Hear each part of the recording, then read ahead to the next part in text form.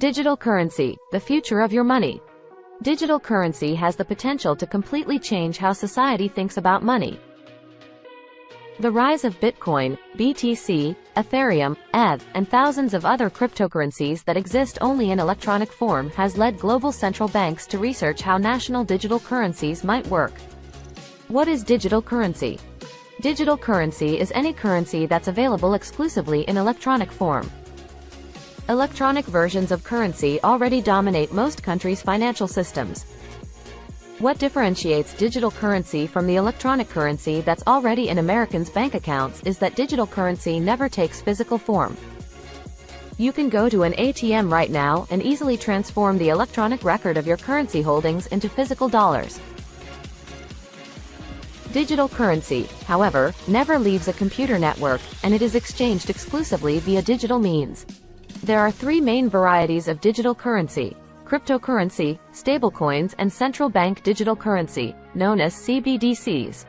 Blockchain technology, which provides the foundation for cryptocurrency, is the most common form of distributed ledger used by digital currencies. According to CoinMarketCap, there are more than 9,000 cryptocurrencies available. What is a central bank digital currency, CBDC?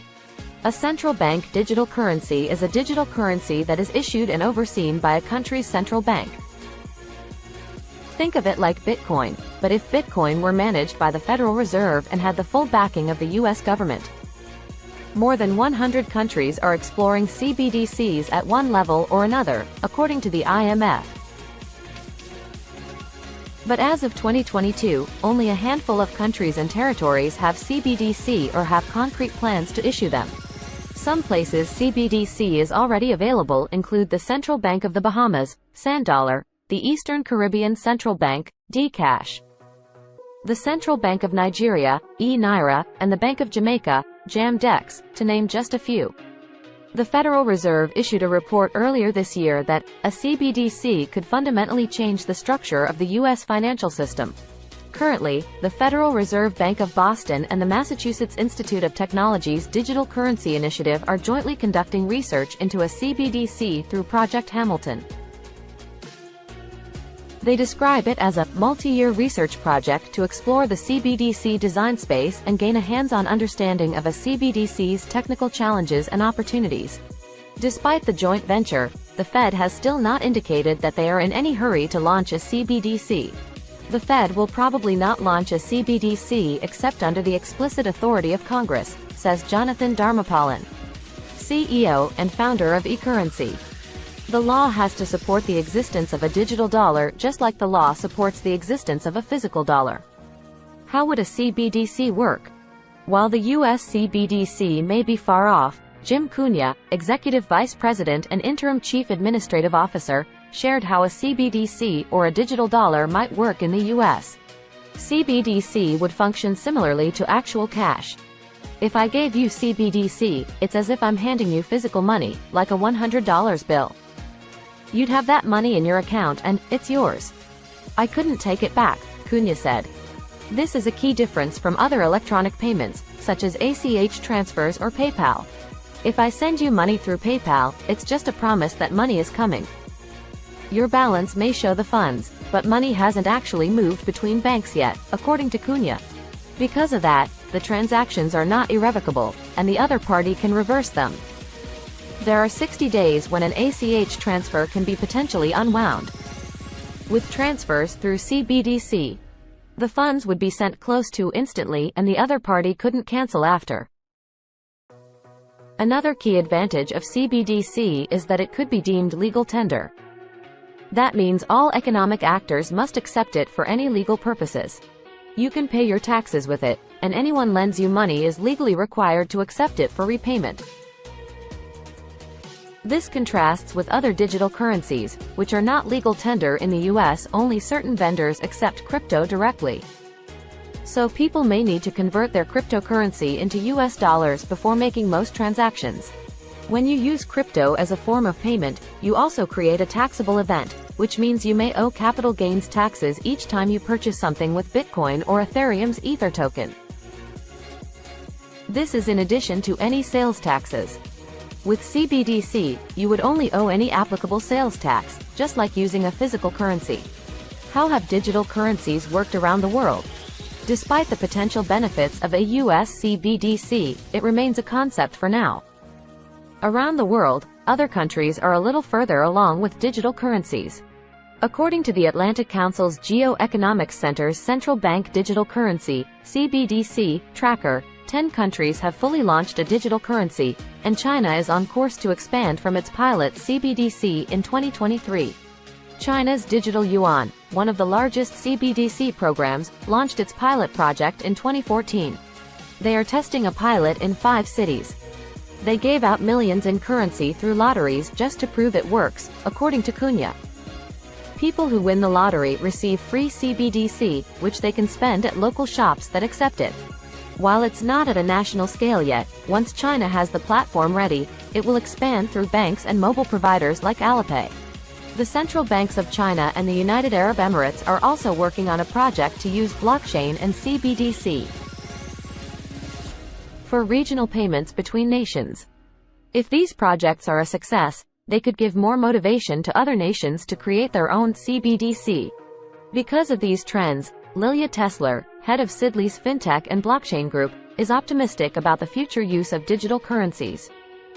We certainly will see mass adoption of digital currencies, but it is difficult to predict how it will look. CBDC may replace the paper version of the US dollar. At the same time, society may focus on mainstream adoption of a decentralized cryptocurrency. How would digital currency affect you? If the US adopts a digital currency, it would work as an alternative to cash but would also have the built-in advantage of quick money transfer since it's electronic. Cunha has a few ideas on what this would look like for consumers.